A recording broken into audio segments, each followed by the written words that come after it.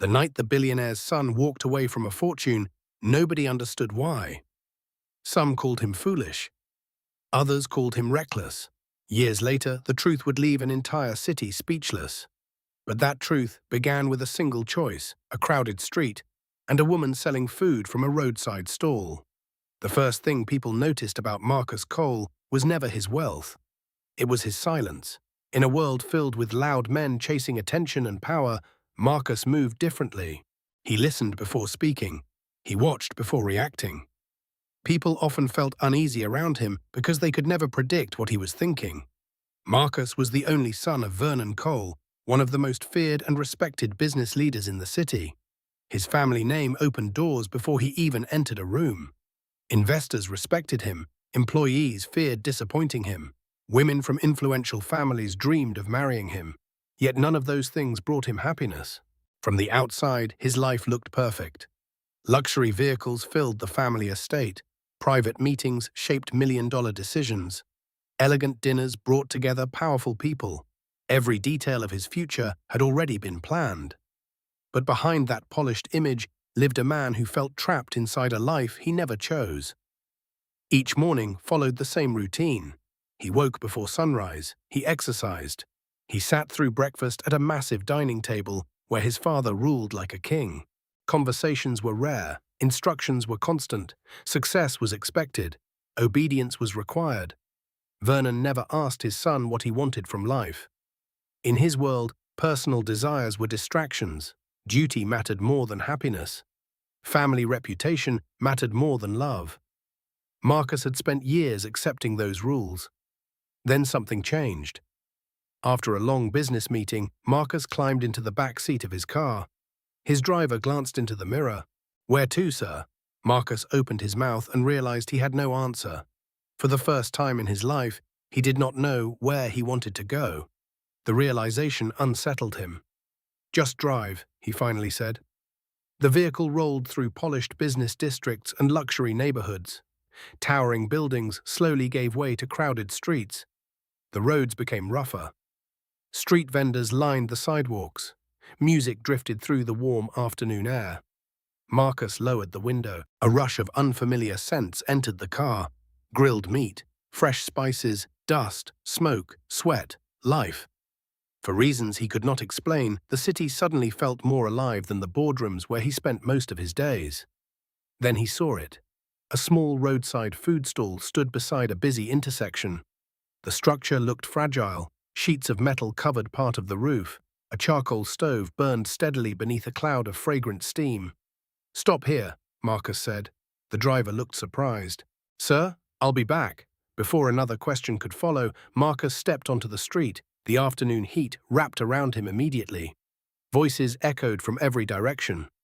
Children laughed nearby. Vendors called out to customers. A radio played old music somewhere in the distance. Behind the food stall stood a young woman. She wore a simple dress faded from years of washing.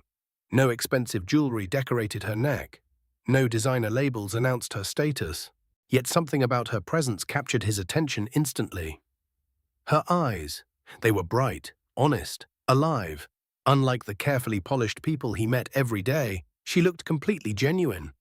When she noticed him approaching, surprise crossed her face. Men who looked like Marcus rarely visited places like this. "Can I help you?" she asked politely. Marcus realized he had been staring. "What are you cooking?" he asked. She blinked. "Food." The answer caught him off guard. A smile nearly appeared. "I can see that. What kind? Rice, stew, beans, whatever fits your budget."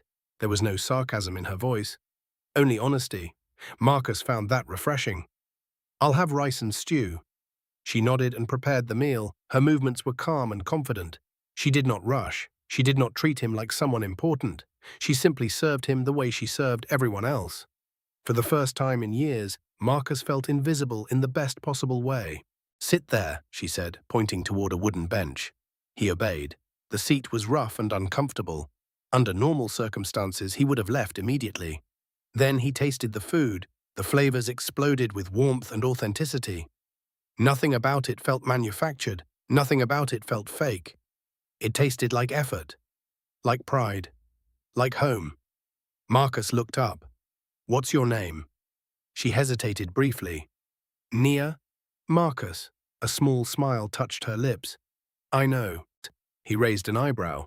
You do? You don't exactly blend in around here. That answer finally made him laugh. The sound surprised both of them. The encounter should have ended there. A wealthy businessman stopping for lunch was hardly a remarkable story. But Marcus returned the following day, and the day after that. Then again, soon enough, Nia realized it was no coincidence. One afternoon, she folded her arms and stared directly at him. You again? Is that a problem? She studied him carefully. You don't belong here. Marcus glanced around. Children played nearby. Vendors negotiated prices. The smell of cooking drifted through the air. For the first time in years, he felt strangely comfortable. Maybe I'm tired of belonging where I do, he replied. Nia said nothing, but she did not tell him to leave.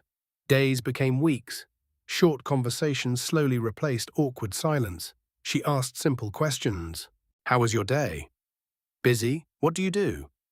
Business. She never pushed for details. He never volunteered them. For once, he was not Vernon Cole's son. He was simply Marcus. And Nia was unlike anyone he had ever known. She spoke honestly. She laughed freely. She challenged him when necessary. Most importantly, she never seemed impressed by his wealth. One afternoon, he tried leaving extra money. She immediately handed it back. You forgot this. Keep it. No. Why not? She looked him directly in the eye. Because I'm not asking for charity. Pay for your food and nothing else. The pride in her voice stayed with him long after he left. It was genuine dignity, and Marcus admired it. One evening, dark clouds gathered overhead. Wind swept through the streets. Heavy rain soon followed. Customers rushed away seeking shelter. Nia remained behind, desperately trying to protect her stall. Without thinking, Marcus stepped forward. Together they covered supplies and secured equipment while rain poured around them. The storm soaked their clothes completely. Yet somehow they found themselves laughing. The moment felt simple. It also felt important. When the rain finally eased, Nia looked at him curiously. You're not used to this kind of life, are you? Marcus glanced down at his soaked clothing. Not really. Most people like you would have run away.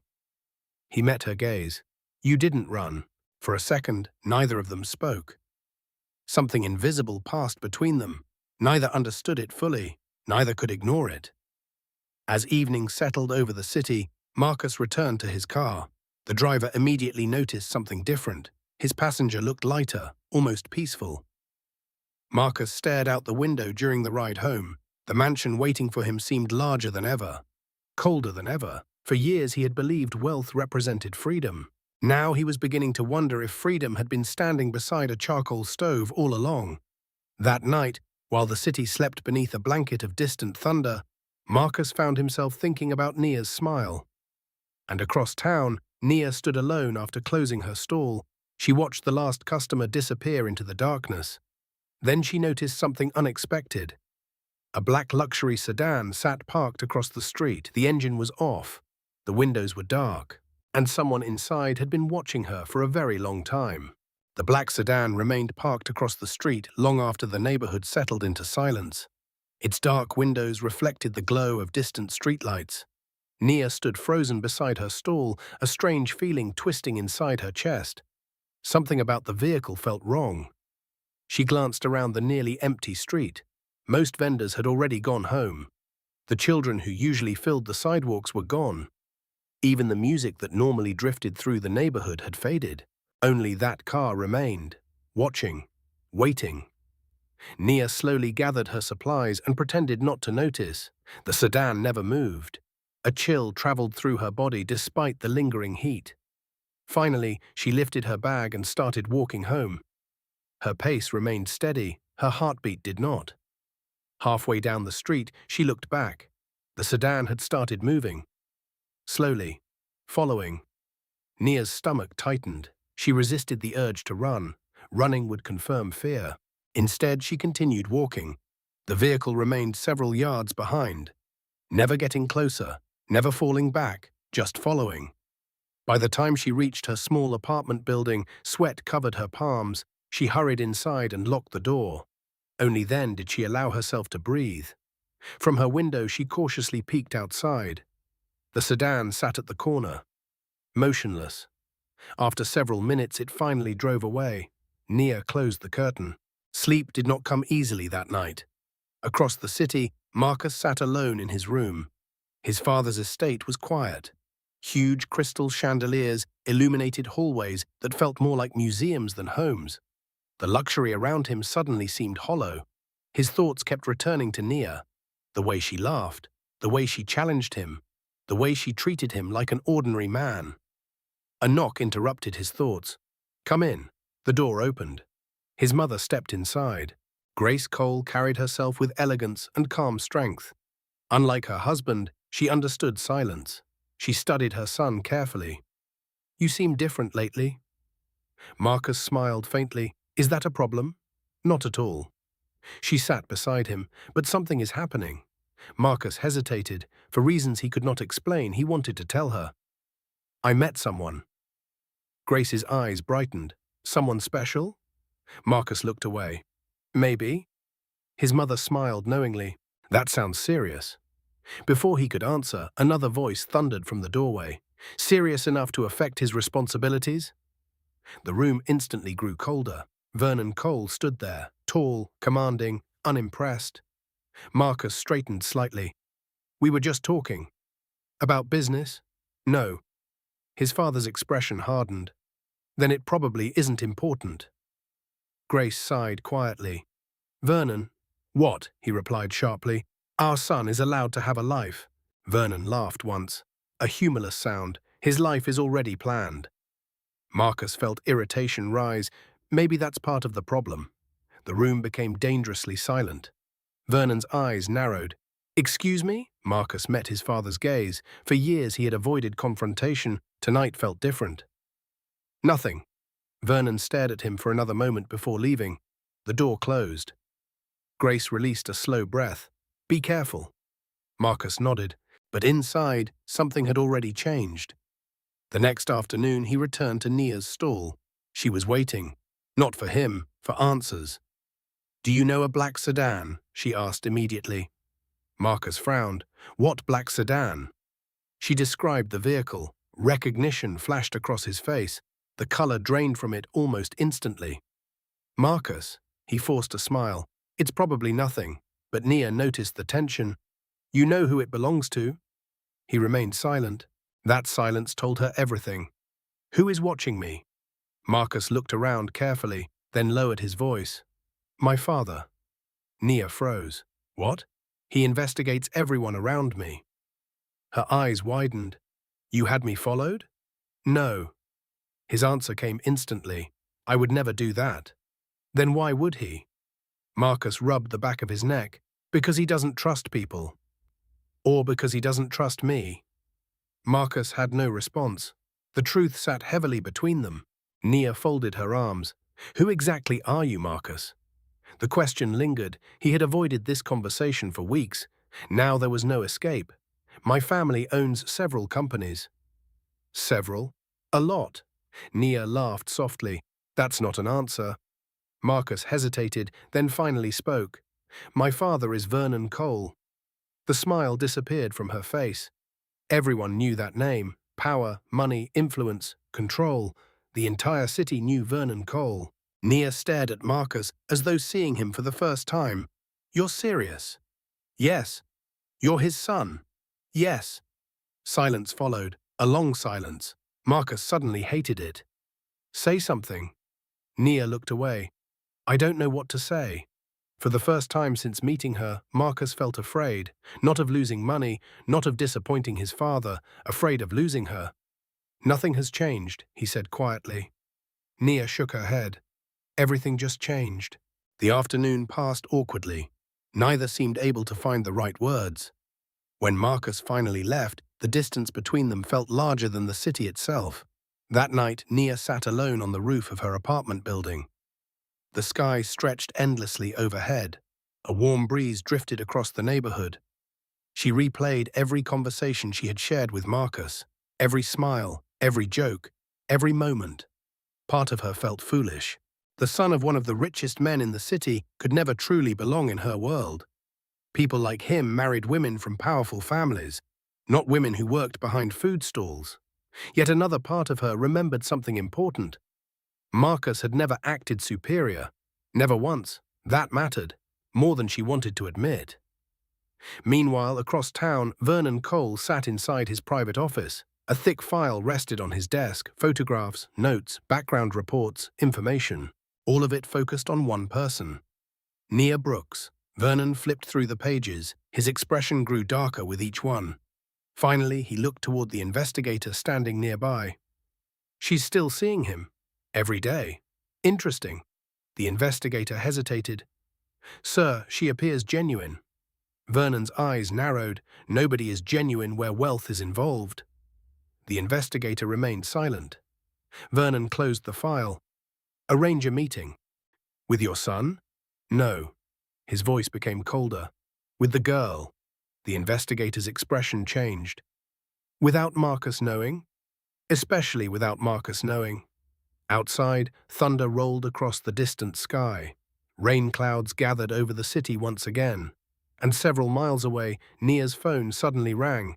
An unfamiliar number appeared on the screen. She answered cautiously. A calm, male voice spoke. Miss Brooks, Mr. Vernon Cole would like to see you tomorrow morning. And the line went silent. So did Nia. Nia barely slept after the phone call. The unfamiliar voice echoed through her mind long after midnight. Every time she closed her eyes, the same question returned. Why did Vernon Cole want to see her? Deep down, she already knew the answer. Power never requested meetings. Power summoned people. Morning arrived beneath grey clouds and heavy air. The city felt unusually quiet as Nia prepared for the day ahead. She wore her cleanest dress, not because she wanted to impress anyone, because she refused to feel small. When the black sedan arrived, she was already waiting. The driver stepped out respectfully. Miss Brooks. She nodded. Neither spoke during the journey. The city slowly transformed outside the window. Busy streets gave way to wealthy neighborhoods. Small homes became sprawling estates. Simple lives disappeared behind walls and gates. By the time they reached the Cole residence, Nia understood just how enormous the gap between her world and Marcus's truly was. The gates opened automatically. The mansion appeared beyond them. Its size alone felt overwhelming. Perfect lawns stretched across the property. Water fountains sparkled beneath the cloudy sky. Luxury vehicles lined the circular driveway. Everything looked flawless. Everything looked distant. The driver escorted her inside. Polished marble floors reflected sunlight from massive windows. Paintings worth fortunes decorated the walls. The entire house seemed designed to remind visitors exactly who held power.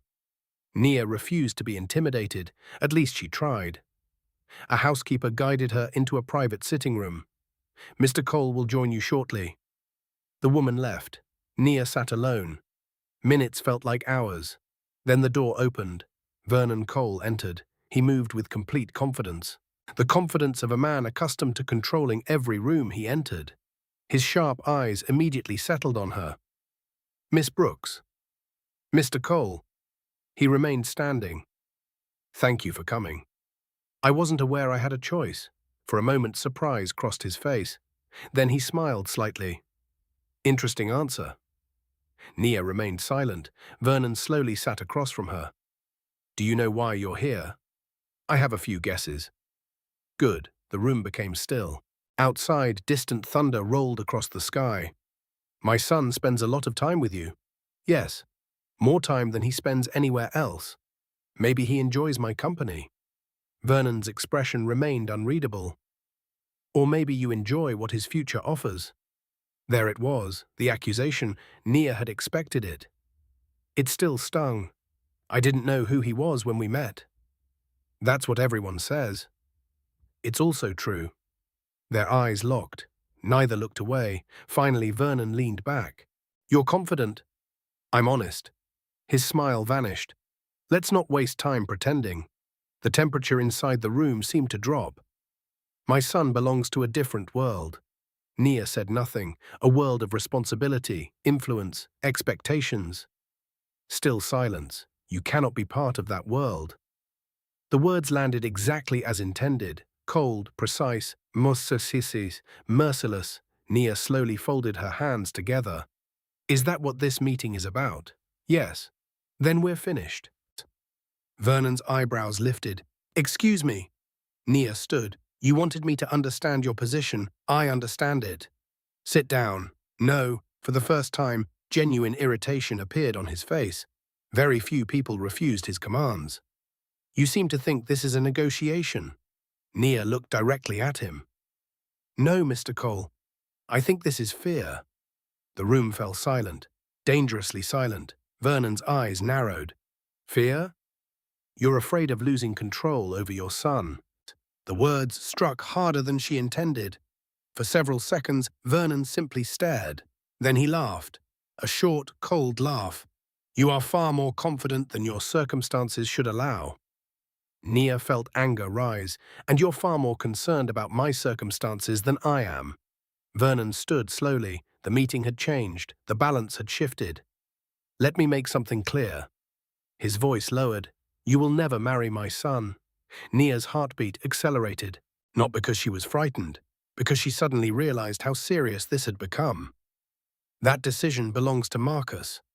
No. Vernon stepped closer. That decision belongs to me. Nia stared at him. Then something unexpected happened. She smiled. Not mockingly, not disrespectfully, simply honestly.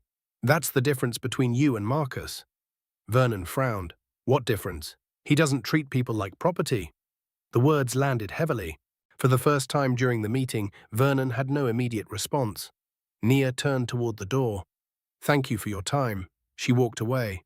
Neither hurried nor hesitated, just walked. By the time she reached the hallway, her heart was pounding, but she refused to look back. Not once. Several minutes later, Marcus arrived at the mansion. His father's assistant had requested an urgent meeting. The timing felt strange. Even stranger was the expression on his mother's face when he entered. Grace looked concerned. Marcus, what's wrong? She hesitated. Your father met someone today. A bad feeling instantly settled inside him. Who? Grace looked away. Nia. Marcus froze. The blood drained from his face. What? I tried to stop it. His pulse raced. Without another word, Marcus turned and headed toward his father's office. The doors burst open. Vernon looked up from his desk. You should knock. You met Nia? Silence. Then Vernon calmly closed the file he had been reading. Yes. Marcus struggled to control his anger. Why? Because someone needed to speak sense into this situation. The room instantly grew tense. You had no right. I have every right. Not in my life. Vernon slowly stood. Everything in your life exists because of me. Marcus clenched his fists. Not everything. Their eyes locked. Father and son, power and independence, control and freedom. Years of unspoken conflict suddenly filled the room. She's not one of us. Marcus laughed bitterly. That's exactly why I like her. The statement hit Vernon like a slap. You're making a mistake. Maybe. Marcus stepped closer. But it will be my mistake to make. The silence afterward felt explosive. For a brief moment, neither man moved. Then Vernon delivered the first real threat. Choose carefully, Marcus. The words were calm, too calm, because some choices come with consequences. Marcus stared at his father. A warning had been issued. A line had been drawn. And for the first time in his life, Marcus found himself willing to cross it. That evening, he drove straight to Nia's apartment. Rain poured from the sky. Thunder shook the city. When she opened the door, both stood silently for several seconds. Neither knew where to begin. Finally, Marcus spoke. I'm sorry. Nia shook her head. You don't need to apologize for him. Maybe not. He stepped closer. But I need you to know something. The rain hammered against the windows. The storm outside mirrored the one inside his heart. Marcus looked directly into her eyes. I'm not walking away. Nia's breath caught. For a moment, hope flickered between them. Then her phone vibrated. A new message appeared on the screen. The sender was unknown. She opened it. A photograph filled the display. Marcus looked over her shoulder. His expression instantly changed. The photo showed Nia, leaving her apartment, taken only minutes earlier. Below it was a single sentence. "This is your final warning." The photograph stole every bit of warmth from the room. Rain battered the apartment windows while Marcus stared at the image on Nia's phone. Someone had been watching her. Not occasionally, not accidentally, deliberately. The realization settled heavily between them. Nia slowly lowered the phone. "Tell me this isn't your father." Marcus wished he could, but he could not. "I don't know," he admitted. That answer frightened her more than certainty. For the first time since they met, Marcus looked genuinely worried, not irritated, not frustrated, worried. "Show me the number." Nia handed him the phone.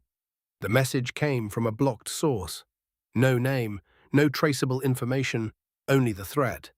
Marcus felt anger building beneath his calm expression. Someone wanted Nia frightened.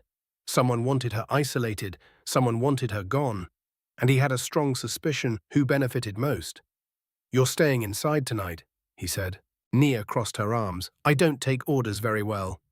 Despite everything, Marcus almost smiled. "Neither do I." The brief moment of humor disappeared quickly. The situation was too serious. Outside, lightning split the sky. Thunder followed immediately. Nia looked toward the window.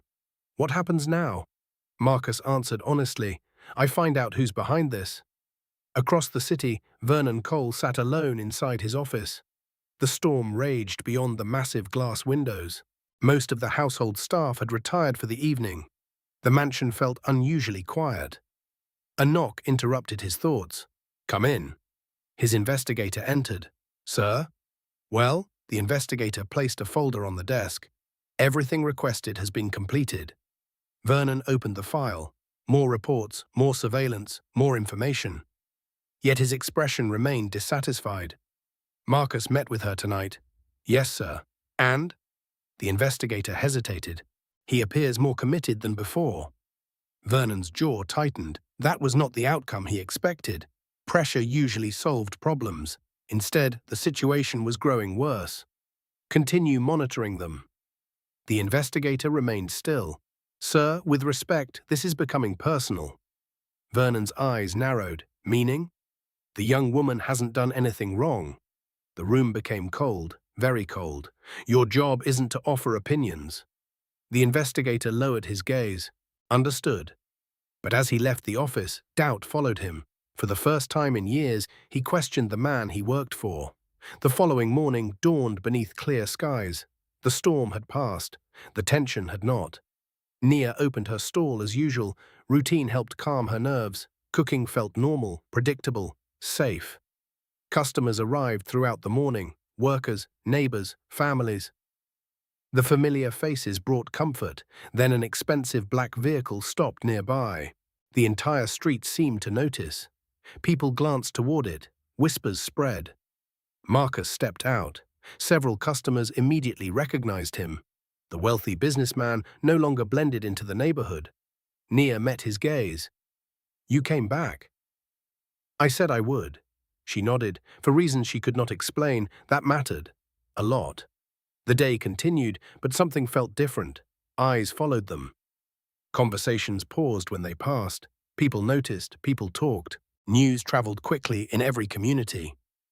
Especially when rich men spent time with poor women. By afternoon, rumors had spread across both sides of the city. Some admired the relationship, others mocked it. Many doubted it would survive. Marcus ignored all of them. Nia tried. That evening, she received another surprise. A landlord appeared at her apartment. His expression was uncomfortable. "Miss Brooks, we need to talk." Immediately, she sensed trouble. "About what?" The man shifted nervously. "The building has been sold." Her stomach dropped. "Sold? This morning? To who?" The landlord avoided eye contact. "I don't know." Nia knew he was lying. The question was why. When do tenants leave? The answer arrived like a punch. 30 days. After he left, Nia sat silently inside her small apartment. The walls suddenly felt fragile. Everything familiar seemed uncertain. Her home, her business, her future. One by one, pieces of her life were being shaken loose. And she knew this was no coincidence. Meanwhile, Marcus was having a very different conversation. He stood inside his father's office. Neither man bothered hiding their frustration anymore. Did you buy her building? Vernon looked up calmly. I own many buildings. Answer the question. Why? Marcus stepped forward. Because if you're trying to force her out, this ends now. For several seconds, Vernon simply watched his son. Then he stood. You think too emotionally. And you don't think emotionally at all. The words landed hard. Years of buried resentment surfaced. Old wounds reopened. Everything I built was for this family. No, Marcus shook his head. Everything you built was for control. The accusation struck deeper than either expected. Vernon's expression darkened. Careful. Why? Marcus laughed bitterly. What are you going to do? Cut me off? Silence followed, a dangerous silence. Then Vernon answered, if necessary. Marcus stared at him, waiting, hoping he had heard wrong, but the older man's expression never changed. The threat was real. For the first time in his life, Marcus understood exactly how far his father was willing to go. Everything had conditions. The money, the inheritance, the family name, even love. All conditional, all dependent on obedience. Marcus felt something break inside him. Not loudly, not dramatically, quietly, permanently. Then maybe I don't want any of it. The words echoed through the office. Vernon looked genuinely shocked. The reaction lasted only a moment, but Marcus saw it. His father never expected resistance, never expected sacrifice, never expected his son to choose principle over wealth. You don't know what you're saying. I know exactly what I'm saying. Marcus turned toward the door. If protecting Nia costs me everything, so be it. He walked out. This time, Vernon did not stop him. That frightened him more than anger would have. Hours later, after sunset, Nia closed her stall. The neighborhood glowed beneath warm streetlights. Children laughed nearby. Music drifted from open windows. Life continued, yet she could not shake the feeling that something was coming. Something bigger. As she packed her supplies, an elderly woman approached. Nia recognized her immediately. Mrs. Turner, a longtime customer, a woman known for noticing things others missed. The older woman lowered her voice. You need to be careful. Nia frowned. About what? Mrs. Turner glanced around. Men have been asking questions about you. A chill ran through Nia. What kind of questions? Where you go, who you know, when you're alone. The sounds of the street suddenly felt distant. Who are they? Mrs. Turner's expression turned serious. That's the problem. She leaned closer.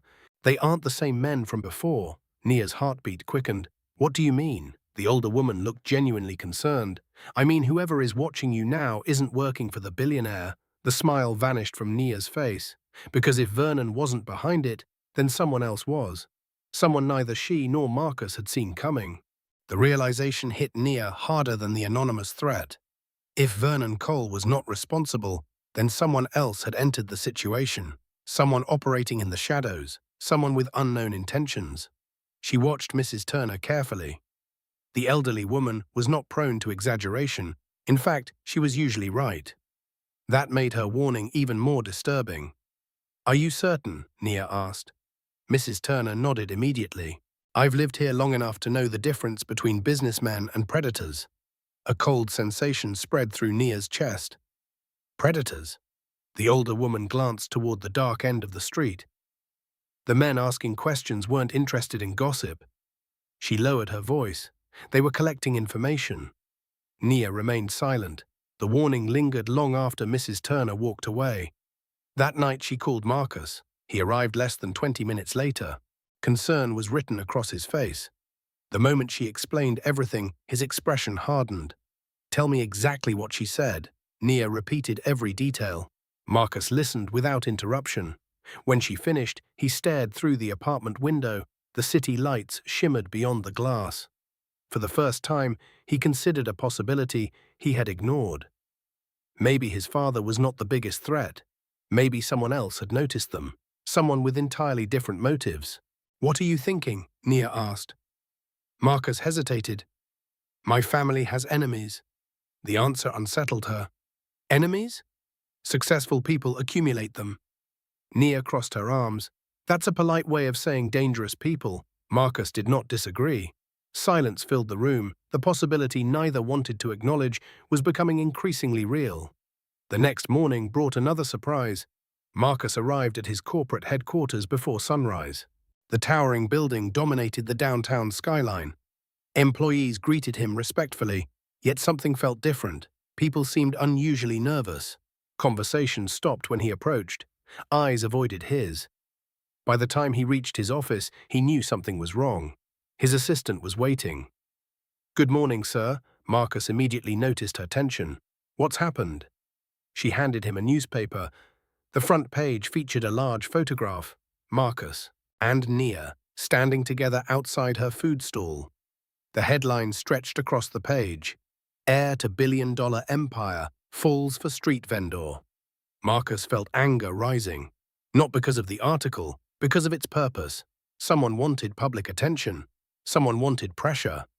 The article painted Nia as an opportunist chasing wealth. It portrayed Marcus as an irresponsible heir neglecting his obligations. Neither description was true.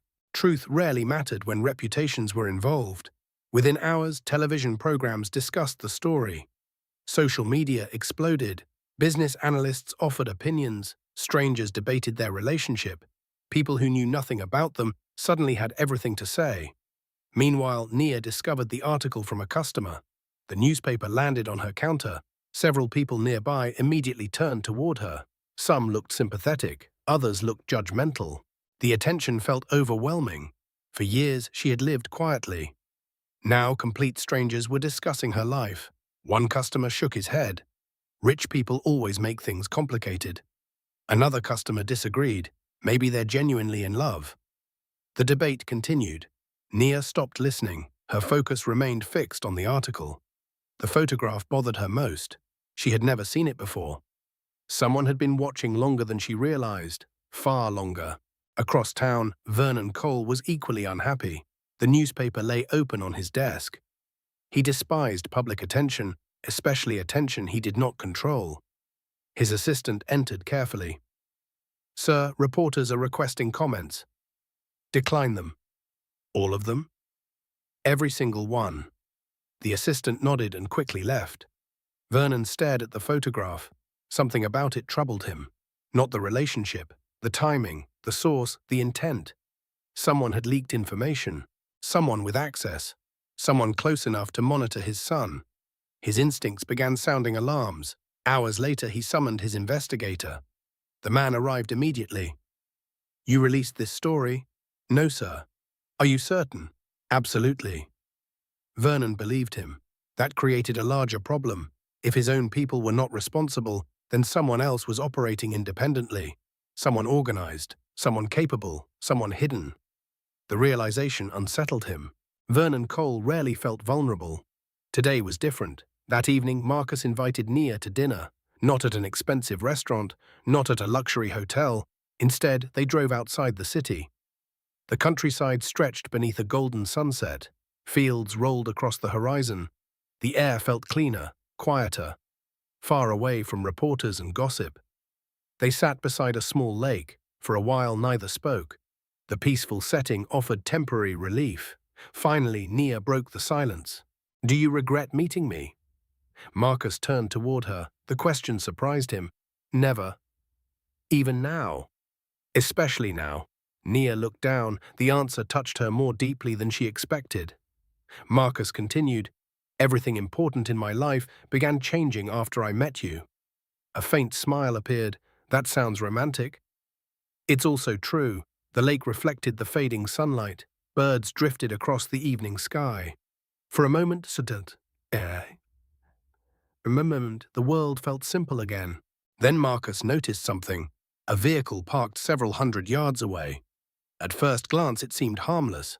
Then he recognized it. The same dark SUV he had seen twice before. His smile vanished. "Nia?" "What?" "Get in the car." Immediately, she sensed danger. "Why?" Marcus kept watching the distant vehicle. "Just trust me."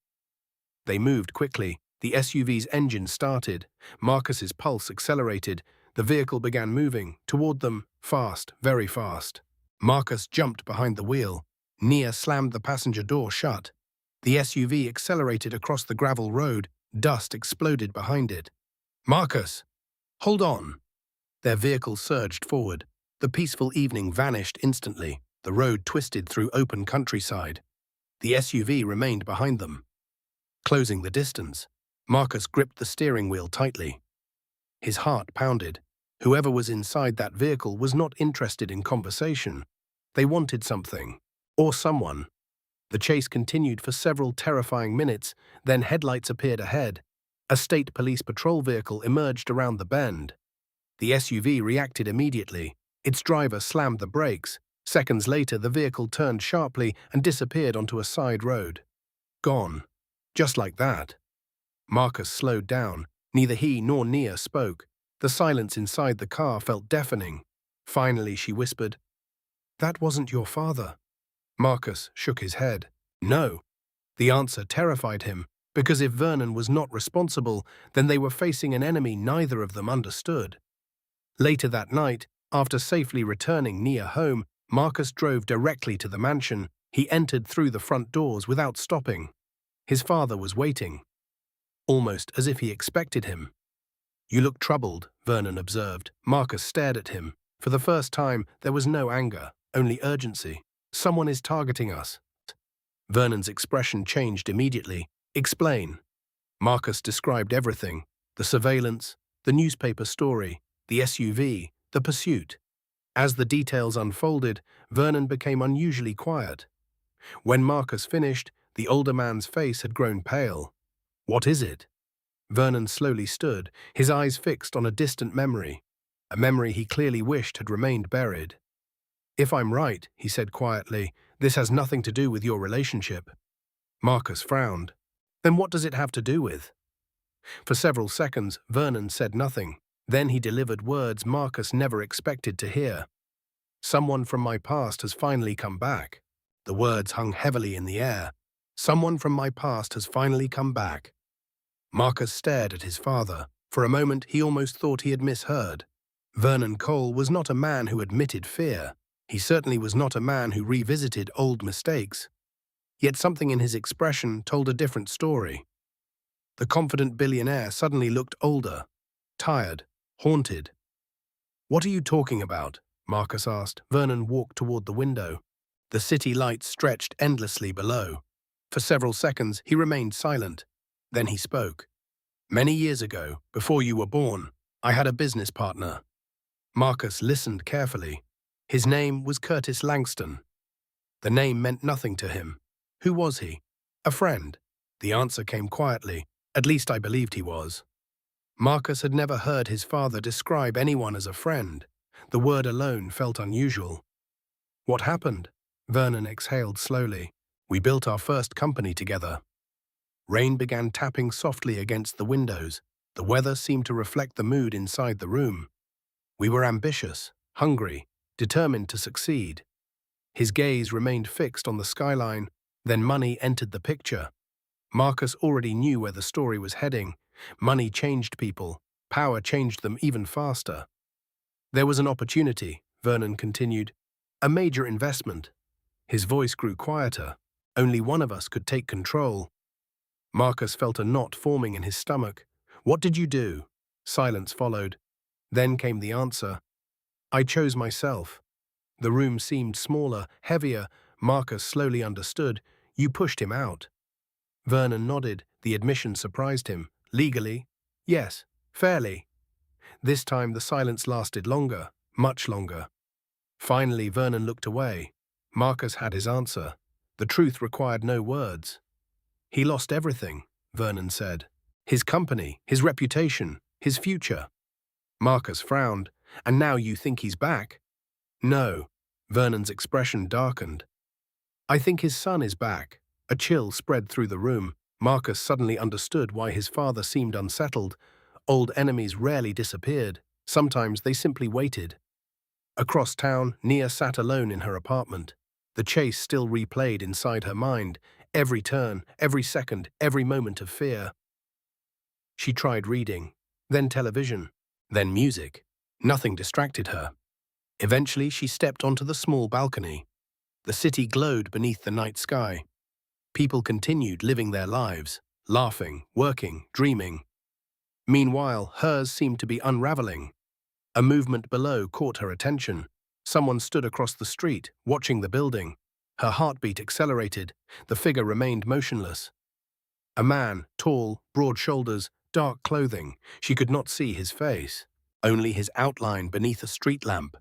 The moment he realized she had noticed him, he turned away and disappeared. Nia immediately stepped back inside. Fear returned, stronger than before.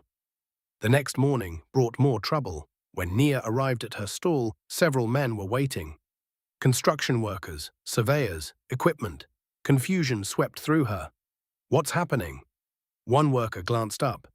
Redevelopment project. What redevelopment project? The man shrugged. This entire block is scheduled for demolition. The words hit like a punch. Demolition? Nearby vendors gathered. Arguments erupted instantly. Nobody had received warning. Nobody had been consulted. The neighborhood buzzed with anger. Nia felt sick. Her stall represented years of sacrifice, long days, long nights, every dollar saved, every struggle endured. Now it was being threatened. Again. Marcus arrived shortly afterward. The moment he saw the crowd, he knew something was wrong. Nia explained everything. His expression hardened. Who approved this? Nobody knew. That uncertainty bothered him a lot. Within hours, he began investigating corporate records, property ownership, development permits. The deeper he looked, the stranger things became. The company behind the project barely existed. Its ownership was hidden. Its financial records were vague. Its executives appeared impossible to trace. Everything about it felt wrong. Very wrong. By evening, Marcus sat inside his office reviewing documents. The puzzle pieces slowly aligned. Then he noticed something. A name, one buried deep within a legal filing. Adrian Langston. Marcus froze. Langston. The same surname his father mentioned. His pulse quickened. He immediately called Vernon. I found him. The silence on the other end was immediate. Who? Adrian Langston.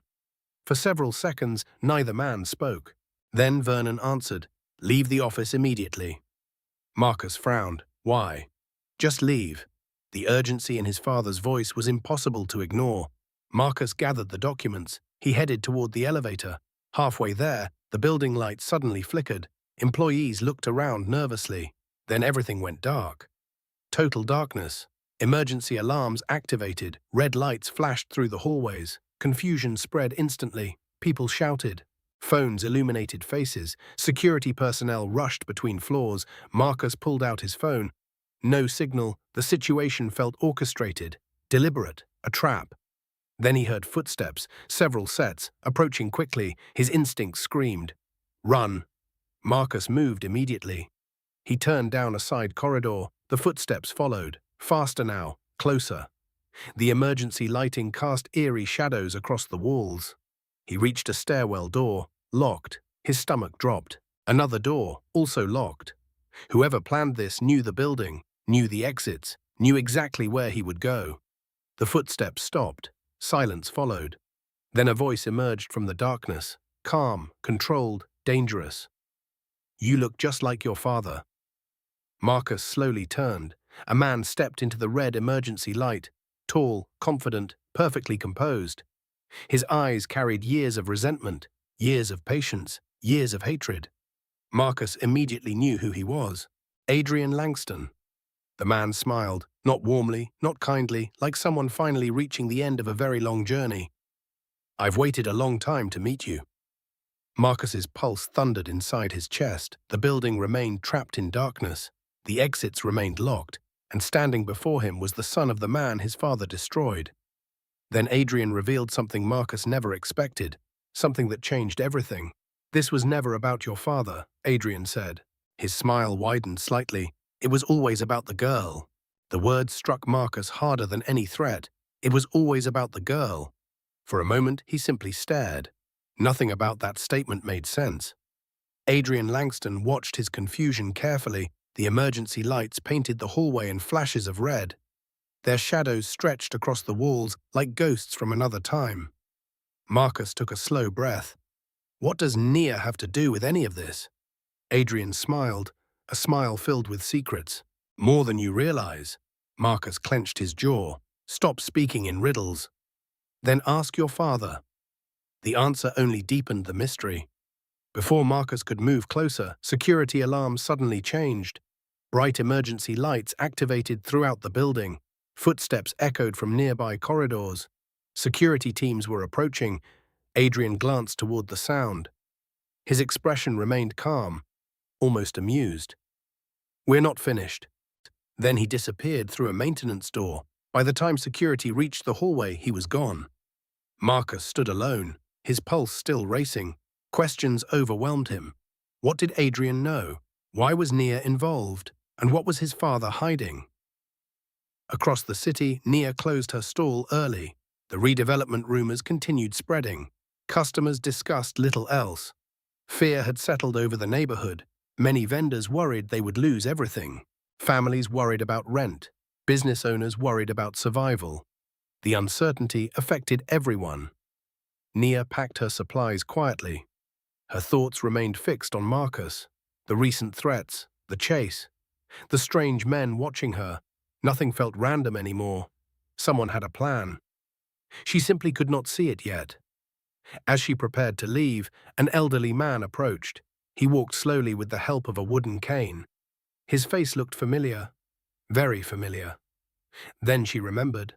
He had visited her stall years ago, many times. "Miss Brooks," he said. "Yes?" The old man studied her carefully. His eyes seemed troubled. "Your mother was a remarkable woman." Nia froze. Very few people still spoke about her mother. She had passed away when Nia was young. "You knew her?" "Long ago." The man's voice softened. She protected more people than she ever realized. A strange feeling settled inside Nia. "What do you mean?" The old man looked around nervously. Then he reached into his coat pocket. He handed her a folded photograph. "Keep this safe." Nia stared at it. "What is it?" The old man hesitated. "The reason someone is looking for you." Her heart nearly stopped. Before she could ask another question, he turned away. Within moments, he disappeared into the crowd, leaving her standing alone, confused, shaken, terrified. She unfolded the photograph. The image was old, faded, damaged by time, damaged by our turn. At first, she only recognized one face. Her mother, young, smiling. Then she noticed the others. 3 men stood beside her. One was clearly younger Vernon Cole. Another appeared to be Curtis Langston. The third man was someone she had never seen before. Yet the strangest part was not the people. It was the way they stood together, like family, like friends, like people whose lives were deeply connected. Nia immediately called Marcus. An hour later, they sat together inside her apartment. The photograph rested between them. Marcus stared at it. Disbelief filled his face. "I've never seen this before." "Neither have I." He picked up the picture. The younger Vernon looked completely different. Not softer, but happier. Less guarded, less hardened. The man beside him had to be Curtis Langston. The resemblance to Adrian was undeniable. But the third figure remained a mystery. "Who is he?" Nia shook her head. "I was hoping you knew."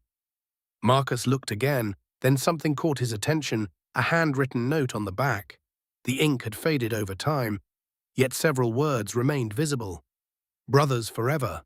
The sentence stunned them both. Brothers forever, not business partners, not colleagues. Brothers.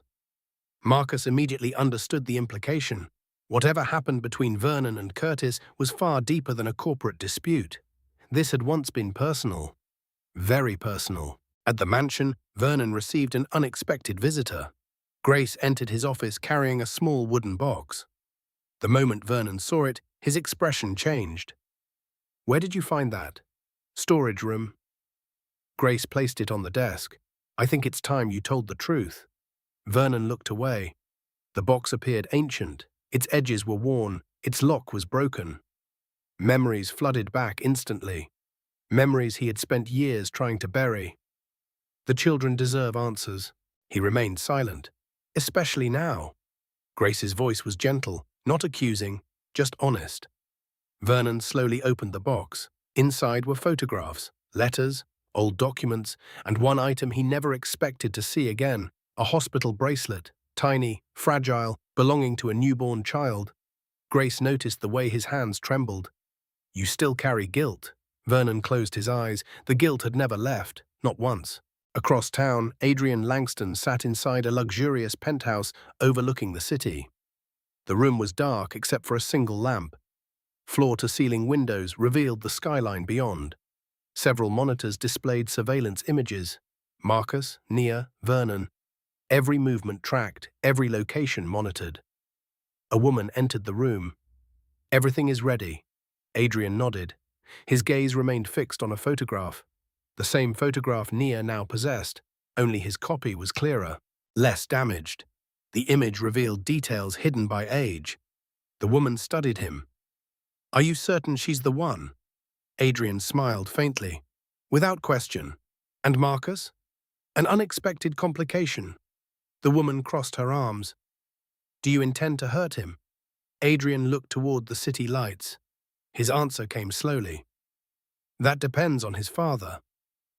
Meanwhile, Marcus finally decided he had enough questions. He drove directly to the mansion.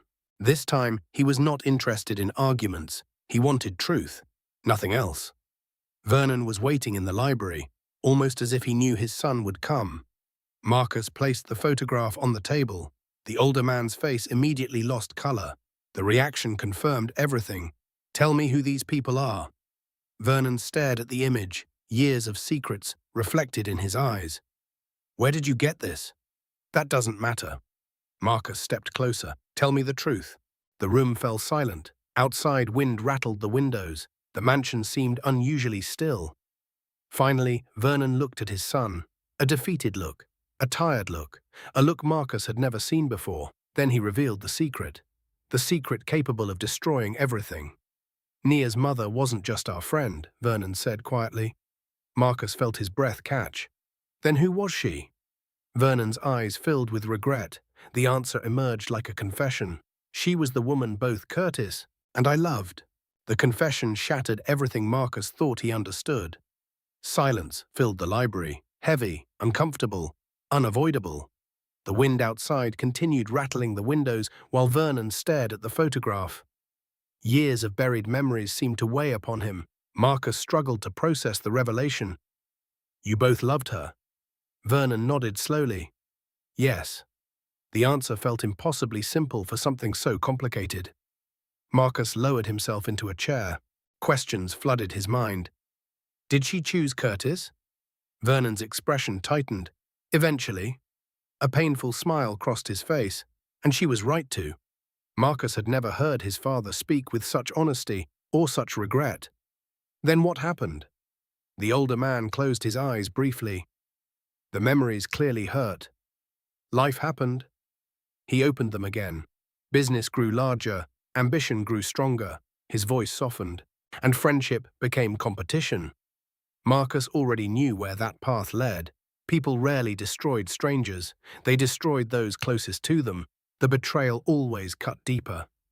"Did Curtis know how you felt about her?" "Yes." "And she knew?" "Yes." The room grew quiet again. Marcus stared at the photograph. 3 young people smiling at a future none of them could predict. A future that eventually broke them apart. What about Nia? Vernon's eyes shifted. The movement was subtle. Marcus noticed immediately.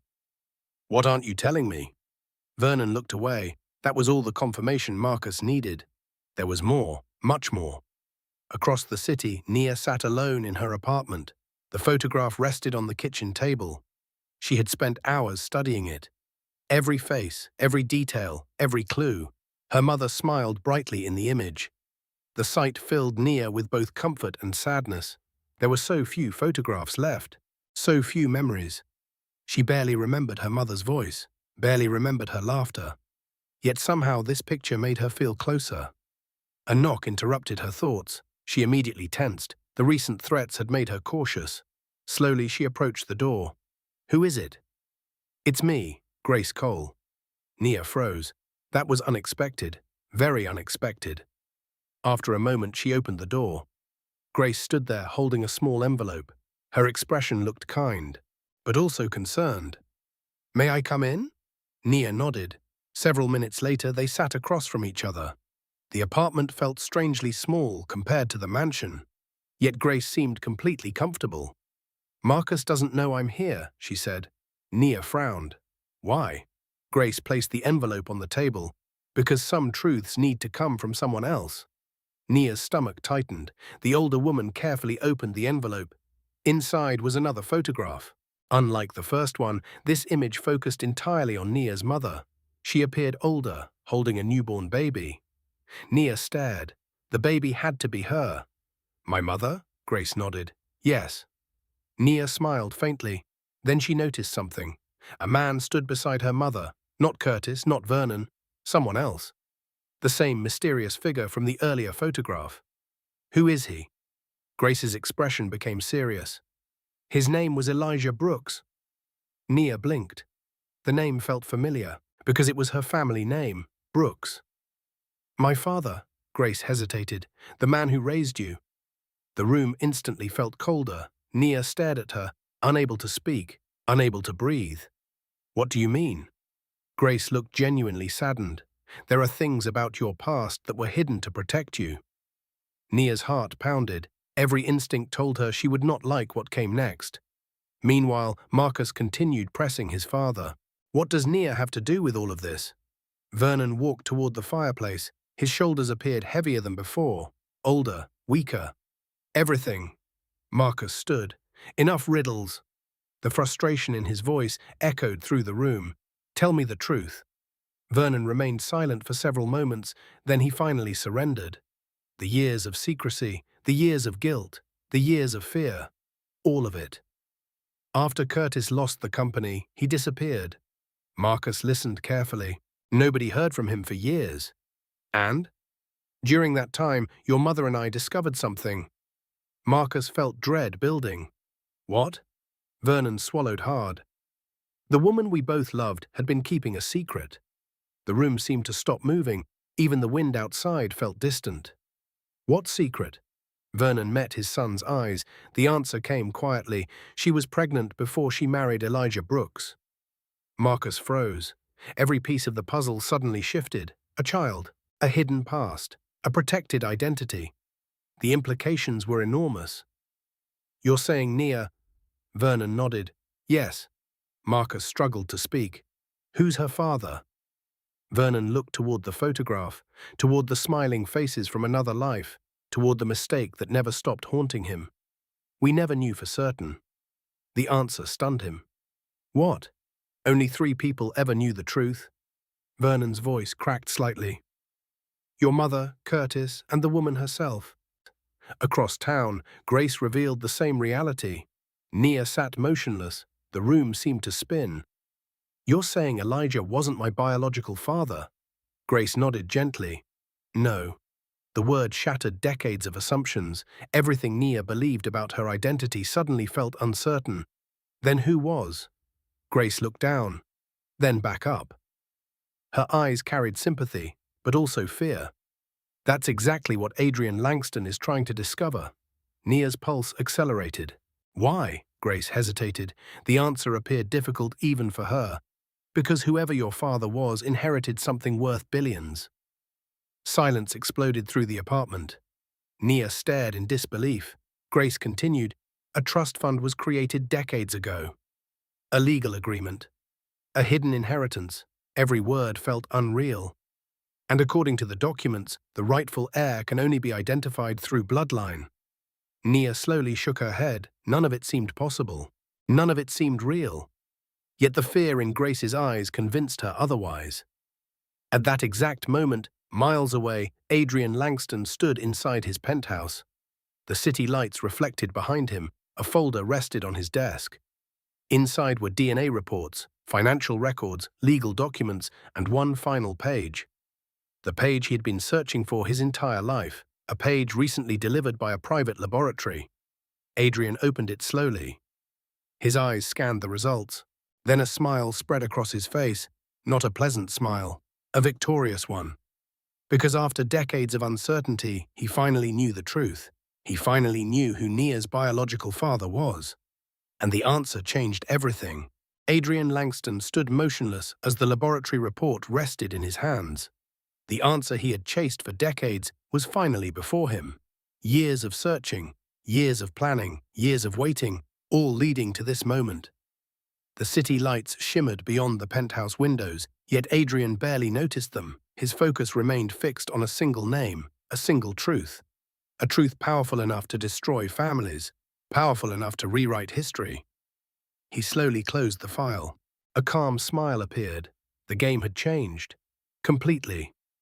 Across the city, Nia struggled to absorb everything Grace had revealed. Her entire life suddenly felt unfamiliar. The apartment looked the same.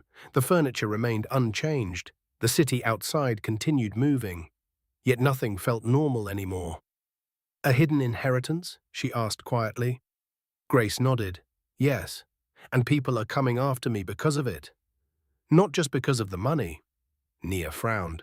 "Then why?" Grace hesitated. The answer seemed difficult. "Because the inheritance represents unfinished business." The older woman looked exhausted. Years of secrets had clearly taken their toll. "There are people who spent their entire lives waiting for this truth." Nia looked down at the photograph. The smiling faces suddenly appeared tragic. Lives connected by love, broken by betrayal, now pulling a new generation into the same conflict. Meanwhile, Marcus remained in the library with his father. Neither had slept, neither wanted to. Too much was happening, too much was at stake. Marcus paced slowly. "You knew about this inheritance?" Vernon nodded. "From the beginning." Marcus stopped walking.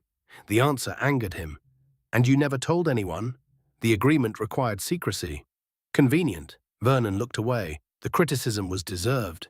Many of his decisions had been driven by fear, not wisdom, not honor. Fear.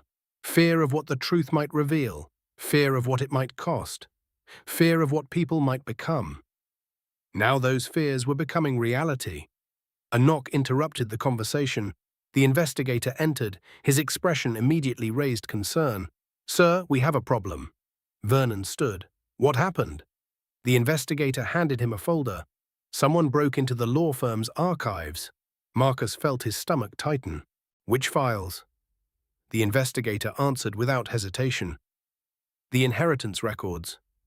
The room fell silent. The timing was impossible to ignore. Someone was gathering information.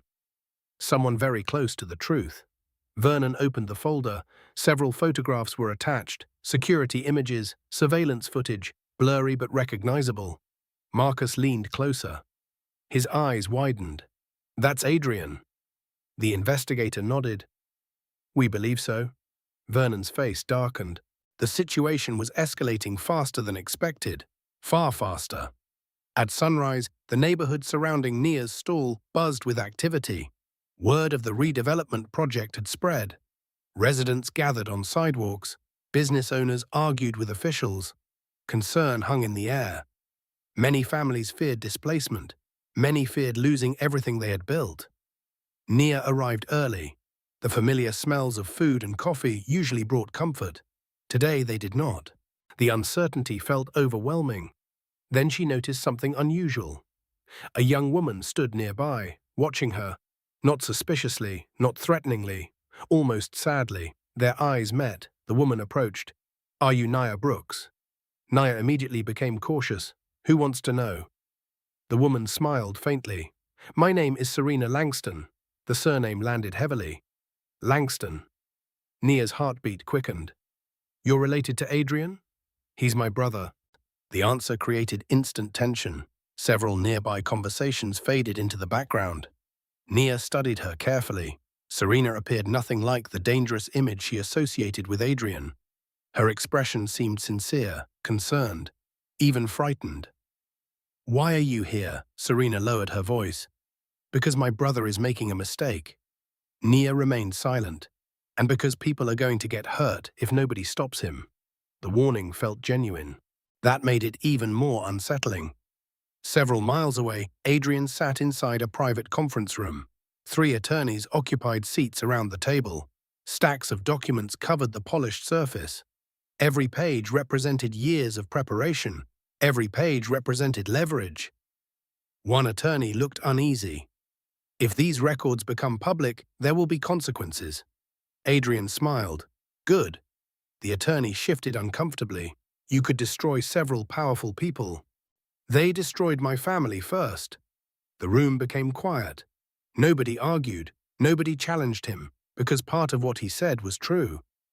The tragedy began long before any of them arrived. The bitterness had simply survived. That afternoon, Marcus met Nia at a small park. Children played nearby. Birds drifted across the bright sky. The peaceful setting contrasted sharply with the conversation. Nia told him about Serena. Marcus listened carefully. Do you trust her? I don't know. She looked toward the trees, but she seemed scared. Marcus considered that. Fear often revealed truth more clearly than confidence. What exactly did she say? Nia repeated every detail. When she finished, Marcus became thoughtful, very thoughtful. Something about the warning bothered him, not because it sounded false, because it sounded real. Too real. Then his phone rang. The caller ID displayed his father's number. Marcus answered immediately. What's wrong? Vernon's voice sounded tense. Come to the mansion, now. Marcus instantly stood. Why? The answer arrived quickly. Adrian has filed a legal claim. Nia's eyes widened. Marcus felt dread building. For what? Silence followed, a long silence.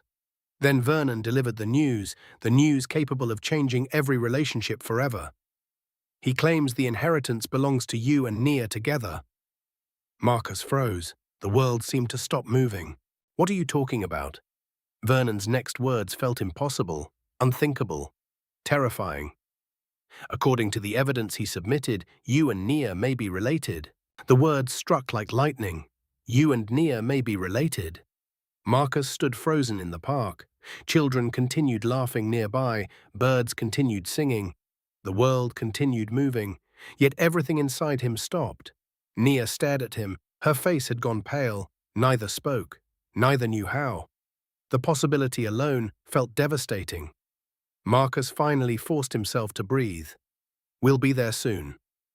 He ended the call. Silence followed, a painful silence. Nia looked away first. The fear in her eyes broke his heart. Marcus. He shook his head. Not yet. His voice sounded strained. Let's hear everything first. The drive to the mansion felt endless. Neither spoke much. Questions filled every mile. What if it were true? What if everything between them had been built on a terrible mistake? What if the future they imagined never existed? Dark clouds gathered overhead. The weather mirrored their emotions, heavy, uncertain. By the time they arrived, several attorneys were already present. The atmosphere inside the mansion felt tense. Documents covered the conference table. Legal records, birth certificates, medical reports, old correspondence, pieces of a puzzle assembled across decades. Vernon stood near the window. Grace sat quietly nearby. Neither looked comfortable. Marcus immediately focused on the attorneys. Explain. One of them cleared his throat.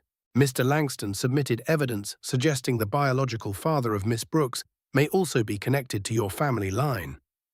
Nia felt sick. Maybe, the attorney nodded, nothing has been confirmed. Those words offered little comfort. Marcus folded his arms. What evidence? The attorney opened a file. Inside were copies of old medical records. Several pages appeared incomplete. Others had missing sections. The entire collection looked suspiciously fragmented. Marcus frowned. This isn't proof. Correct. Then why file the claim? Another voice answered, because proof was never the goal. Everyone turned. Adrian Langston stood in the doorway. The room immediately became tense. Security moved instinctively. Adrian remained calm, composed, confident. The goal was forcing the truth into the open. Marcus took a step forward. You could have done that without destroying lives. Adrian smiled faintly. Could I? The question carried years of bitterness, years of unresolved pain. Vernon stared at him. Neither man looked away. This has gone far enough, Vernon said. Adrian laughed softly. That's exactly what my father used to say. The room fell silent. The tension between them felt almost physical. Marcus realized something. This was never really about money, never really about inheritance. This was about wounds, Old wounds, generational wounds. The kind that refused to heal.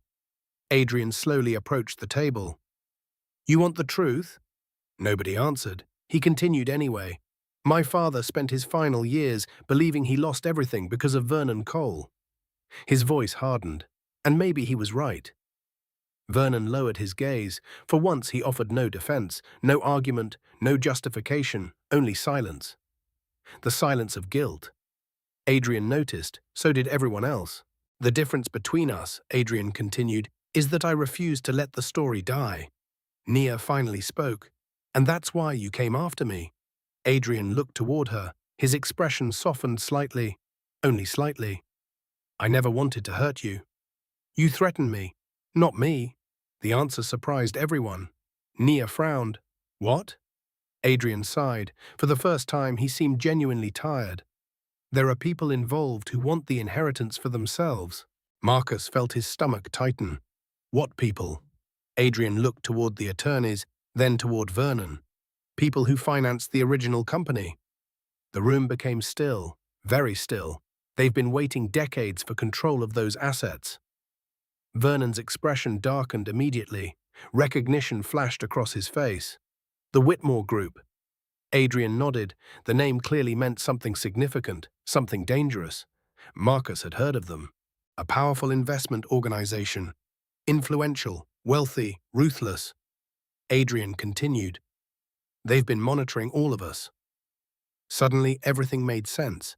The surveillance, the anonymous messages, the SUV, the pressure campaigns, the redevelopment project. Someone else had been moving pieces behind the scenes, using everyone, manipulating everyone. Nia sat down slowly. The realization overwhelmed her. She had spent months fearing the wrong enemy. Grace looked toward Vernon.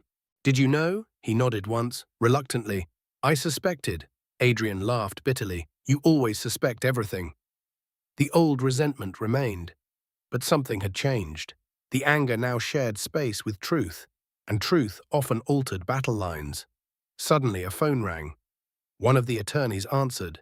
His expression changed immediately, then changed again. Fear appeared. Real fear. What happened? Marcus asked. The attorney looked stunned. The archives. What about them? They're gone.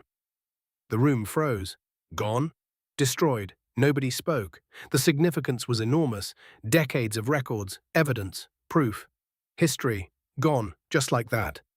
Adrian's expression hardened. They've made their move. Outside, thunder rolled across the sky. The storm finally arrived. Rain hammered the mansion windows. Lightning illuminated the room. For several moments, everyone stood silently. Then Vernon surprised them all. He walked toward a hidden cabinet near the fireplace. Few people even knew it existed. Slowly, he unlocked it. Inside rested a single metal box. Old, weathered, protected. Grace stared at it. Marcus frowned. Adrian's eyes widened. The older men immediately recognized it. Vernon carefully lifted the box. His hands trembled, not from age, from memory. What is that? Nia asked. Vernon looked toward her, then toward Adrian, then toward Marcus. Years of secrets filled his eyes. The one thing nobody knew I kept. He opened the lid. Inside rested several letters, a journal, and a sealed envelope. The envelope bore a handwritten note. The handwriting belonged to Nia's mother. The room fell completely silent, because written across the front were words that changed everything once again. To be opened only if my daughter ever asks who her real father is. The storm outside seemed to pause. Nobody moved. Nobody spoke. The sealed envelope rested inside the metal box like a living thing. Decades of secrets, decades of pain, decades of unanswered questions, all contained within a few sheets of paper. Nia stared at her mother's handwriting. Her hands trembled. She had spent most of her life wondering about the woman she barely remembered. Now her mother's final truth sat only inches away, waiting. The room felt smaller with every passing second. Marcus stood beside her, close enough to offer comfort, yet neither reached for the other. Too much uncertainty remained. Too many questions still lacked answers. Vernon slowly lifted the envelope. His expression revealed a level of regret nobody had ever seen. The powerful businessman looked fragile, human, broken. She gave this to me years ago, he said quietly. Adrian's eyes narrowed. You kept it hidden? Vernon nodded. Because I made her a promise. The answer angered Adrian. Your promises destroyed enough lives already. Nobody challenged him, not even Vernon. The criticism was deserved. Years of silence had allowed wounds to deepen.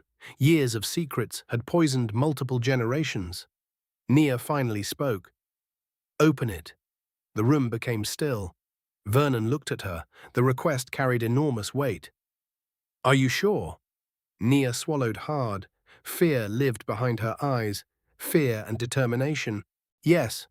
Vernon carefully broke the seal. The paper crackled softly, a sound that seemed impossibly loud. Inside rested several handwritten pages. The ink had faded. The emotions had not. Vernon unfolded the first letter. His eyes scanned the opening lines. Then he stopped. His face lost color. Grace immediately noticed. What is it? Vernon lowered the page. The room waited. Every heartbeat felt amplified. Every breath sounded too loud. Finally, he began reading. The words belonged to a woman long gone. Yet her voice seemed to fill the room. My dearest friends, if this letter is being opened, then the truth can no longer remain hidden.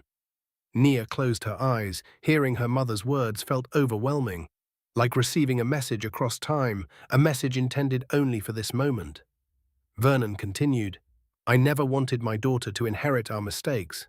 I wanted her life to be her own. Free from our guilt, free from our failures, free from the choices that destroyed so much. The room remained silent. Even Adrian listened without interruption. The anger inside him seemed temporarily suspended. Then Vernon reached the next section. His voice faltered. He read it anyway. Curtis and Vernon spent years believing they were rivals. The truth is, they were brothers in every way that mattered. Their friendship was worth more than any fortune.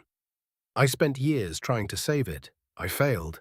Adrian looked away. Marcus noticed tears forming in Grace's eyes. The letter continued. As for my daughter, there has always been confusion regarding her father. Confusion that I allowed. Confusion that I believed would protect everyone. Nia gripped the edge of her chair. Her heart pounded so hard it hurt. The answer was close now. Very close. Vernon turned the page, then stopped again. A second envelope slid free, smaller, thinner, addressed directly to Nia. The sight nearly shattered her composure. Her mother's name appeared at the bottom. The signature looked unmistakable, personal, intimate, loving. That one is yours, Grace whispered. Nia stared at it. The room disappeared. The storm disappeared. Everything disappeared. Only the letter remained. Slowly she accepted it. Her hands shook, tears threatened, yet she opened it anyway. The familiar handwriting greeted her immediately. My beautiful daughter, if you are reading this, then life has forced you into a truth I hoped you would never need. The first tear escaped, then another. Marcus quietly sat beside her, not touching, simply present, exactly where she needed him. Nia continued reading, You were loved from the moment I knew you existed. Nothing that follows changes that. Not your name, not your blood, not your inheritance. Nothing. Her vision blurred. She wiped away tears and continued. You will hear many stories about the men in our lives, some true, some false. Remember this above all else. Good people sometimes make terrible decisions. Terrible decisions do not erase every good thing they once were. Across the room, Vernon quietly lowered his head. The words struck him deeply, perhaps more deeply than anyone else. Nia reached the final page, the page containing the answer everyone had waited decades to hear. Her breathing became uneven. Marcus watched nervously. Adrian stared without blinking. Grace clasped her hands together. Even the attorneys remained motionless. The silence became unbearable. Then Nia read the final paragraph. Her eyes widened. Shock flooded her face. Disbelief followed. Nobody could interpret her reaction. Nobody knew what she had learned. Seconds passed, then a full minute. Still she said nothing. Marcus finally leaned forward. Nia? She looked up slowly. Tears filled her eyes. Yet something else lived there too. Relief, profound relief. Marcus immediately noticed. So did Adrian, so did Vernon. Nia carefully folded the letter, then stood. The room rose with her, waiting, listening, afraid, hopeful, all at once. Nia looked first at Marcus, then at Adrian, then at Vernon. The storm outside intensified, lightning illuminated the windows, thunder shook the mansion, and finally Nia spoke. The truth emerged softly, yet its impact felt enormous. "We're not related." The room exploded with emotion. Marcus released a breath he had been holding for hours. Grace began crying openly. Even Vernon looked visibly relieved. But Adrian remained still, very still, because Nia had not finished. She looked directly at him, then delivered the second half of the truth her mother had carried for decades. The truth that changed everything. Curtis Langston was my biological father. The truth landed with the force of a lifetime. Curtis Langston was my biological father. Nobody spoke, nobody moved. The storm outside continued raging, but inside the mansion another storm was ending. Decades of uncertainty disappeared in a single sentence. Adrian stared at Nia. His expression slowly changed. The anger, the resentment, the obsession. All of it seemed to crack. For years, he had searched for answers. For years, he had chased revenge. Now the truth stood before him. Not as an enemy, not as a threat, as family, his sister. The realization overwhelmed him. He sat down heavily. The confident strategist who had orchestrated countless plans suddenly looked exhausted. Marcus watched quietly. For the first time, he saw not a rival, not a manipulator, just a man carrying years of pain. Nia slowly approached Adrian. Neither knew what to say. How could they? Entire lifetimes had been built without this knowledge. Entire identities had formed around incomplete truths. Finally, Adrian spoke. His voice was barely above a whisper. "My father knew." Nia nodded. Apparently he did. A sad smile crossed Adrian's face. "That explains everything." Tears filled his eyes, and somehow explains nothing. The room remained silent. There was no easy response, no simple solution. Some wounds healed slowly, some required generations. Grace stepped forward. Her eyes reflected both sorrow and hope. "Your father loved you both." Adrian lowered his head. "Then why did he never tell us?" Nobody answered immediately. The answer lived inside the letters, inside the fears of another era, inside choices made by imperfect people. Eventually Vernon spoke. His voice sounded older than ever. "Because we all thought we were protecting you." Adrian laughed bitterly. "Protecting us?" Vernon nodded. "We were wrong." The honesty surprised everyone, especially Marcus. His father rarely admitted mistakes. Tonight he admitted many. Years of guilt finally surfaced. Years of pride finally weakened. Vernon looked toward Nia, then toward Adrian. "I stole more than a company from your father." The confession echoed through the room. Nobody interrupted. "I stole trust." His eyes filled with regret. "And once trust is broken, every relationship suffers." Adrian remained silent, listening, processing, healing, or perhaps beginning to heal. Outside, the storm slowly weakened. The thunder grew more distant. The rain softened, almost as if nature itself recognized the moment. Several hours later, the attorneys completed their review. The inheritance records were finally verified. Every document aligned, every legal challenge collapsed. Every question received an answer. Nia was indeed Curtis Langston's daughter, the rightful beneficiary of the trust. Yet the announcement felt strangely unimportant. Money no longer mattered, not compared to what had been discovered, not compared to what had been restored. Family, identity, truth, those things carried greater value. Marcus found Nia standing alone on the mansion terrace shortly before dawn. The storm clouds were finally breaking apart. Cool air drifted across the property. The first signs of sunrise appeared along the horizon. For several moments they simply stood together. Neither needed words. The night had contained enough of those. Finally Marcus smiled, a genuine smile, the first in what felt like forever. "So," Nia laughed softly. "So Anna." The simple exchange eased months of tension. Marcus looked toward the brightening sky. "I thought I lost you today." Nia's expression softened. I thought I lost you too. The truth felt strangely beautiful, not because it had been easy, because it had survived difficulty. Real relationships often did. Marcus reached for her hand. This time she took it, without hesitation, without fear. The sunrise painted the clouds gold. A new day arrived, and for the first time, the future felt possible. Months later, the city looked different. Not physically, emotionally. The redevelopment project was cancelled. Investigations exposed the investors who had manipulated events behind the scenes.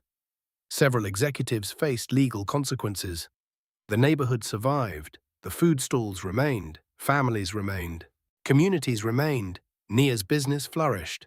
Not because of inheritance, because people respected her, because they trusted her, because she never forgot where she came from. Adrian changed too. The transformation surprised everyone, especially himself. The revenge that once defined him gradually faded. In its place came something unexpected. Peace.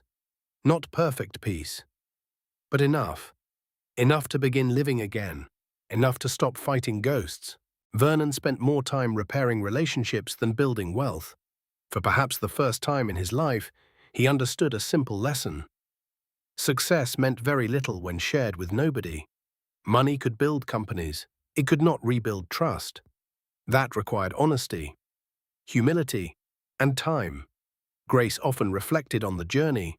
She believed every family carried hidden stories, some inspiring, some painful, some both. What mattered most was the courage to face them, rather than allowing them to control future generations.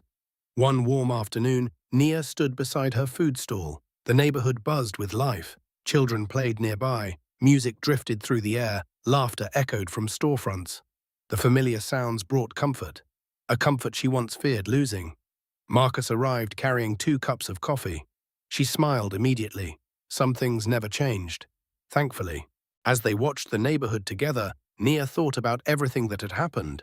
The fear, the secrets, the heartbreak, the discoveries. Every challenge had shaped her. Every truth had strengthened her.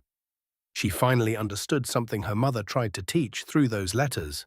People are imperfect. Families are imperfect. Life is imperfect. Yet love remains possible. Forgiveness remains possible. Growth remains possible. Sometimes the greatest inheritance is not money, not property, not power. Sometimes the greatest inheritance is truth. Because truth allows healing, truth allows freedom, truth allows people to finally become who they were meant to be. The sun shined brightly overhead, the future stretched before them. Uncertain, hopeful, beautiful, and this time nobody was hiding from it. Subscribe to the channel, leave a comment, your viewing location, and share this video.